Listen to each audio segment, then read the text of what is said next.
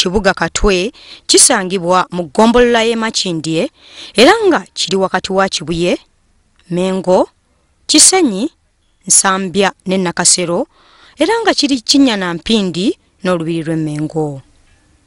Ekibuga Katwe tekitandise ku mulembe guno. Kigambibwa okuba nga myaka egy'olukumi gisemberedde okuggwako Kabaka yakiwa abasajja be abaweesanga amafumu n'obwambe ng'ebimu byatwalibwanga mu lubiri.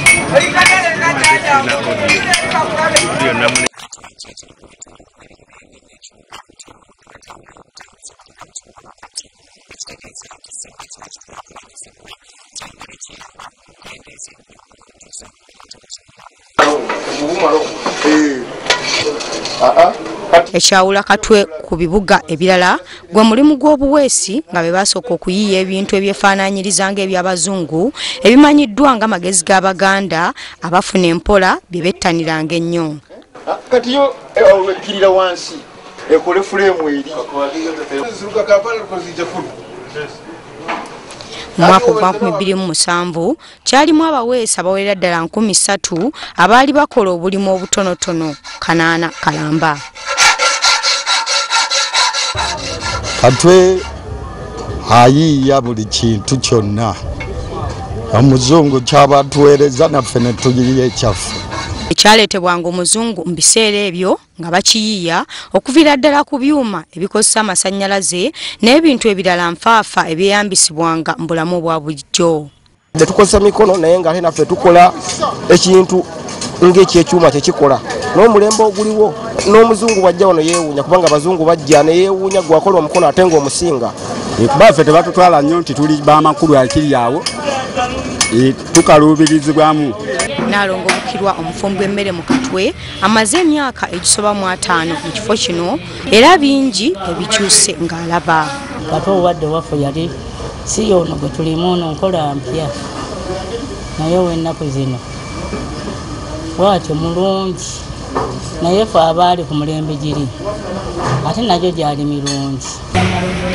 Olw'ebbanga lyamaze mu kifo kino n'emmere empoomu eyettanirwa abantu bukirwa yabbulwamu n'oluguudo wadde lumpi nnyo. Kubanga nze omulimu ngwagala nnyo nakkiriza okuweereza abantu n'okwagala bannange binakkiriza okuweereza kale n'olwekyo gunsanyusa. Katwe kye kimu ku bifo eby'omugotteko ebyetoolodde Kampala era omufumbekedde obumenyi bw'amateeka.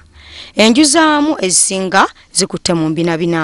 Gavumenti etuyambye nnyo tuwa security etaddemu security y'amaanyi nnyo to the maximum okulaba nti nno ki Katwe naye avaayo.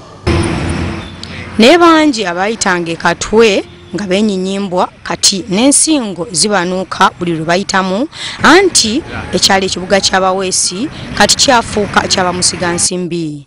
Ebizimbe maaso gali kwoleka bingi ebitumuka ng'obutiko kw'ossa n'ekya Ssaabasajja kye babbulamu jjajjaawe Muganzi Lwazza ekikyusizza ennyo endabika y'e Katwe. Buno kwogatta ebintu ebirala bingi omuli zibbanka, amaduuka ga hardware agatunda ebikadde n'ebintu ebirala nfaafa era nga abamu ku batuuze b'omu kitundu kino n'abaliraanyeewo tebakyetaaga na kutuuka wakati mu Kampala.